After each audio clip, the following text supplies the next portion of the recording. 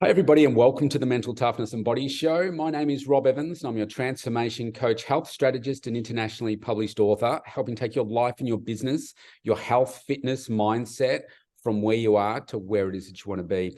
And I got a really special guest with me today, Tristan Wright, who is the CEO and founder of Evolve to Grow. Thanks for joining me today. Thank you very much for having me, Rob.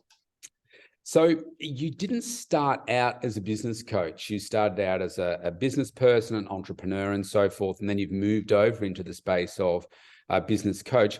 Maybe tell us a little bit about that story and that transition. Yeah, sure. So didn't even start out as a business owner. I started out as a poor performing engineer and product manager. So because I was never really, no, I wasn't poor performing. I was just never fully focused on that because I was always looking for bigger and better things or the shiny objects. So, so my background growing up, I did lots of cycling and I was riding bikes. And then one day in my early 20s, I was riding with some friends, and the friends said, "Hey, we need to get a uniform for us all to ride in." And me being me said, "Yep, I'll help get the uniform." And I looked at all the different suppliers in Australia. I wasn't happy with them, whether it was cost, customer service, or quality. So I went and found manufacturers in China before it was easy to find manufacturers in China, and got the uniform made for the group. Everyone put the uniform on and went out for a ride, and the shorts were see-through and we could see everyone's bums. So that was a tiny bit embarrassing. But what I did learn is that, hey, you've got to actually be very specific with how you brief in a product, and if you're not specific, you'll get anything. So off the back of that, I realized that there was actually a gap in the market for custom sportswear, good quality product with customer service and price. So I, in my spare time, in my evenings, I set up the sportswear brand and started selling custom sports clothing to institutes of sports and big corporates, and then even cycling clubs as well. Yeah, nice. And so then you've gone through the business side, and then obviously you don't do that business anymore. And I know that you've got some of this on your website, a bit of a story through that. But tell us a little bit about the journey then from there into coaching. Yeah, so I was so I set this business up in my mid-20s, and I built it into a 7-figure business. And running a 7-figure business in your 20s, you tend to build up a bit of an ego and a bit arrogant. So I hadn't had any issues in life, in business, until that time. So I thought, I don't need support. I can just do this all by myself. I'm just that unicorn that doesn't exist. Yeah. And then all of a sudden, in a 6-month window, my wife at the time came and said, "Hey, our marriage is over." So very much, yeah. Didn't know how to deal with that. And then at a very similar time, the Aussie dollar tanked against the US dollar, which meant I was purchasing in the US dollar and selling in Aussie dollar. So my margins dropped dramatically. Dropped overnight. So and because of that, those two things happening at once, I had no idea how to deal with life or with business. So I just stuck my head in the sand and got myself 200 grand in debt. So not a fun time. But basically over a period of time, I realized that, hey, I can either go back to a day job and take years to pay off that 200 grand debt, or I can get over myself, talk to others, get support and advice and guidance, and rebuild the business and pay off that debt a lot faster. Yeah. So I took that latter option and rebuilt the business to a point where it didn't need me to operate, and was being profitable again, to the point that my sales manager ended up purchasing the business from me. So yeah, it went from the highs, the lows, back to the point where I was able to sell the business. Yeah, nice. I've written down a quote that you said, because I'd like to talk about this because it resonated with me. You said, "My world began to change when I realized that the world owed me nothing." So tell us how, because that normally comes out of the lowest of lows kind of thing. You've mentioned a few low points there. Tell us how that moment changed things for you? That was probably like, so that came to me over a period of time. It wasn't an actual moment like that, but it was when I was at that low and I was thinking, how am I going to get out of this? And it's like, no one's here to help me. They don't have to be here to help me. I've got to do it myself. And if I don't do it myself, I'll just keep spiraling out of control. So Yes. I had to take ownership of my actions and my thoughts and make those changes. So, and like I still have to remind myself of that every day. Like, because we can, like, to this day, we can still how do I say it? Take life for granted and be, oh, woe is me because something doesn't go right. But it all, the buck stops with us. So if we don't have that positive thought process or make those changes, the world doesn't owe us anything. So why should we expect anything better? Yeah, it's a great point. I mean, when I read it, it made me reflect on my journey. And when I got divorced, and it was my decision to leave the relationship. But I reckon for probably 5 years, I was resentful that I had to change my life so much, and went from a very comfortable position financially, and just you map out your life, and we've been together for 20 years and all that kind of stuff, a couple of kids, and it then just one day I just said, what are you doing? Like, what are you telling yourself? Why are you being so resentful? If you want to achieve something more, then it's up to me. I've got to do the work to put that in. And it's from realizing that and then saying, okay, well, stop complaining, stop playing a victim that, it's that person's fault. I've made all the decisions as to where I am right now. So you've got to work harder. You got to work smarter. And from that point on, I just said, you know what, I'm going to change everything, get better in every area of my life, no matter what it takes. And I've worked harder now than I've ever worked in my entire life, but it's so much more rewarding. And often we actually work on things that we don't actually care about. So it's not just about working harder and working smarter. It's about letting go of the things that society tells us that we need to do. If it's not important and it's not something that we need to work towards, why are we doing it? Yes. Yeah, great point. So I wanted to ask you about perhaps what are some great learnings you've had from, say, mistakes that you've made, and what's made you a better coach, how it's made you a better coach? Yeah. So I after I sold the business, I didn't go straight into coaching. It probably took me about 18 months to 2 years of reflection to work out what I wanted to do next. Yes. And through that journey, I realized that I'd actually learned a lot about business and myself. I'd been through the highs and lows of business. And when I was running my business, there wasn't anyone that I could easily reach out to of a similar age. Often at the time, the business coaches were 20, 30, 40 years older, and I couldn't associate with them. Yes. So I thought, all right, I've got this ability to help others that are at a similar point in life. I'm just at one or two steps ahead. So that's why I got into coaching, because I wanted someone that could have helped me a few years earlier. Yes. But the biggest learning was the whole ego and the arrogance thing, and to get over myself. Because we often think as business owners, people often think that the way we do it is the best way. And that's what holds you back. Yes. Yeah, absolutely.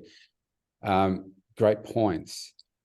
I mean, we're here. I'm called the Mental Toughness and Body Show. I think one of the toughest things I've ever done is decide to run my own business. I think if you don't absolutely love what it is that you're doing, then you're crazy to, run a business. What would you say, whether it be mental toughness or just toughness in general in being a business owner, what do you think is required?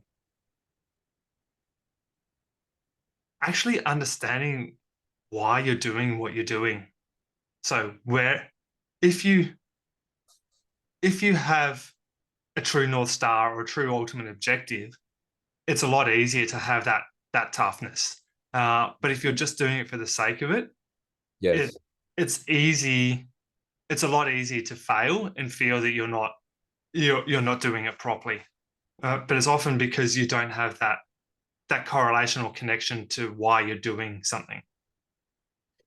Yes, I agree. I mean, I think you probably see this in the clients that you're coaching. I mean, we're trying to coach people to success across different areas of their life. And I find that the people that flounder are the people that can't clearly articulate what it is that they want. They want to change, but they can't be very, very concise and clear in their own mind as to, well, what does that look like? I don't know. I just want it to be, better. For most people, it's, I want to make more money. Okay, well, that's great, but that's the end result. What is what's the passion that burns within you that's going to drive you? And personally, I've found that once you get that connection with having a greater impact other than yourself, if you can give the people that you work with, so like my clients, for instance, if I can give them everything that they want, then whatever I want will come. And I think if you can be passionate about, making a difference in people's lives in that way, whatever it is, it could be a haircut, it could be doing their garden, it could be whatever it is. But if you can be passionate about that, then I think the money comes, the success comes, but most importantly, the fulfillment in you being a human and making the place better than when you got here is more important. But most people don't do that step. Yeah. People often think about what's the benefit going to be for me before they think about the benefit for others. Yes. So there's got to be a co-joined benefit, a benefit for them and a benefit for you, because otherwise there's an imbalance and someone's not going to get paid out properly. And whether that's paid out financially or emotionally, it works both ways. Yes. So with coaching, I know that when I first started my business, I got coaching, and that really helped me fast track my results. I mean, I think you go through different stages of life where you get different coaches. Sometimes you outgrew a few coaches, I think, and you're looking for just something different. You mentioned before about not having a coach when you started. Is that right? Yeah. So what difference, and look, the reason I ask this question is that many people could be listening and say, oh yeah, I need to get a coach, but I'll get a coach when I'm successful. I'll get a coach when I can afford this, et cetera, et cetera. Tell me what, because of, starting business in your 20s, early 20s, what difference do you think the right coach would have made for you right at the beginning? I would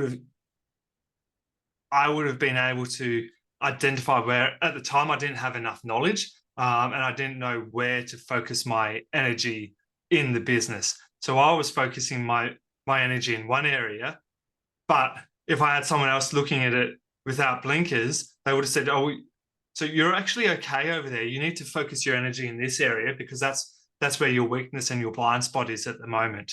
So, and then I would have been able to educate and upskill myself in that space. And actually the business probably wouldn't have been in such a bad position. Yeah, right. So how long did it take you before you got a coach? So not until the business was at rock bottom is when I got support. So I should have done it before, but I was just too young and naive and I didn't understand. So it wasn't until literally the business was at its rock bottom and I got over myself and realized I couldn't do it by myself. I think one of the other things that a coach would, like the right sort of coach for you back then, would have said, what are you talking about, egotistical Tristan? You think that you're a 7-figure business and you're it, like I'm a 9-figure business and, I don't go around telling people, listen, I'm not, egotistical or whatever. That person will say, oh, right, okay. I think your definition of success changes the more successful you become, and it keeps moving. Right. I think that probably would have helped you and then be more successful. Somebody that's reining you in a little bit and say, well, what do you think you're doing? Yeah. Because I had my blinkers on and I only knew what I knew. Yes. And if I'm talking to other people and getting support from other people that know more than me or know a different set of information to me, I can learn from them a lot faster. So important about the relationships that we build, right? So being in the right room, like I'd rather be the dumbest person in the room because then you're going to learn as opposed to the smartest one where eventually you hang out there long enough, everybody will bring you down. Yeah. And it's finding that right energy to help, support you and grow. Question for you about procrastination. So if somebody is listening right now, or what would you say to somebody that is, say, procrastinating about making a big change in their life, whatever that looks like as a coach? What would you say to them right now to snap them into action? Procrastination is always the hardest thing to deal with. And many people have different reasons for procrastination, but it comes back to, are you connected with the task or the job or the direction that you want to head in? And often you're procrastinating because you're not committed to it, or you don't understand it enough. So, or you don't understand the benefit, or you're afraid of the pains or the issues that will happen. So it's basically people. My belief is people are procrastinating because there's a lack of information in that person's thought process of why they're doing what they're doing, or the benefits of what they're doing. Right. So, Yeah. so for me, it's about getting clarity, so you don't. And once you've got that clarity, you can then move on from that procrastination, whether it's in that same direction or a different direction. Yes, nice. I think one of the things that has always, stopped me in the past is just excuses.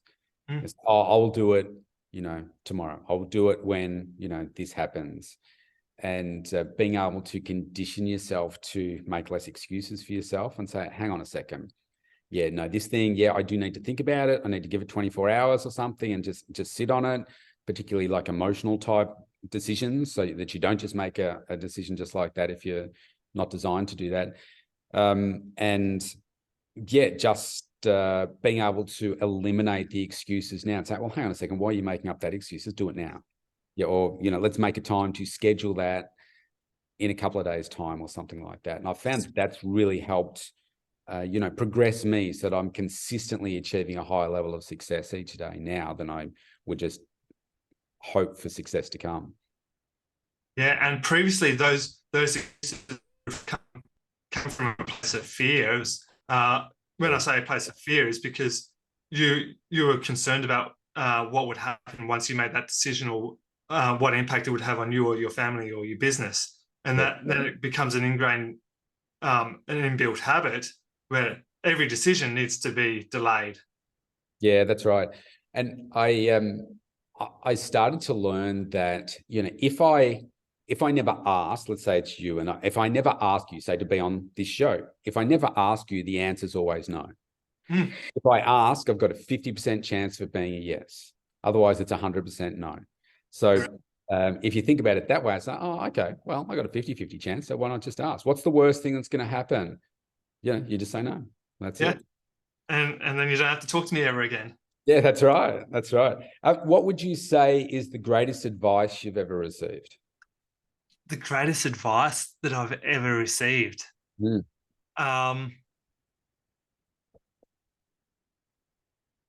not the greatest advice. There was a quote that I saw, and I've actually got it up on my whiteboard over here. And it says, "There is no way to happiness. Happiness is the way." Yeah. Okay. Yeah. Nice. You can relate to that as a business owner when you know that you've found your path. Yeah. When you're on the right pathway, right? It's just, for me, it took me like 20 years to find it. For me, it's about, we can make the choice to search for happiness, or we can choose to be happy, to make the most of what we've got right now. Yeah, absolutely. So we can keep searching to be happier, but we can also choose to make the choice to be happy today, because we only live life in the present. There's no point living life tomorrow, next week, next year. Yes, we want to be happier, but for me, the way I read it is, choose to be happy now with what you've got, and that'll change your mindset, and you'll have a positive spin on the way you see things, and you'll be more likely to have an impact with your actions because you've got that positive mindset. Yes. Yes. I'll share mine. Mine is stop talking about it and get it done.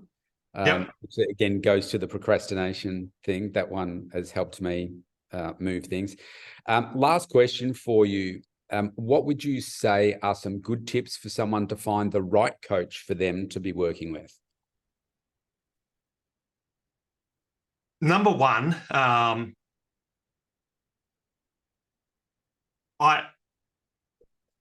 would like the coach to have experience. I guess it's nice to support someone that's new.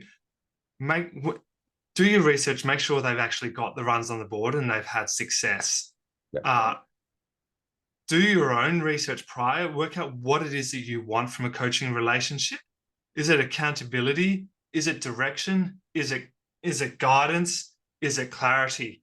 Then make sure that the coaches that you speak to offer what you're looking for. Just because the coach that you're talking to has got a really good sales pitch doesn't mean that their offer is suited to what you need. You need to understand what you need before finding a coach. So basically create a brief for what you're looking for. Yeah, spot on. And I think that one of the traps these days is everybody's a coach. Everybody calls themselves a coach of some sort. And so, okay, well, anyone can call themselves a coach, but what does that mean? And I think you're right.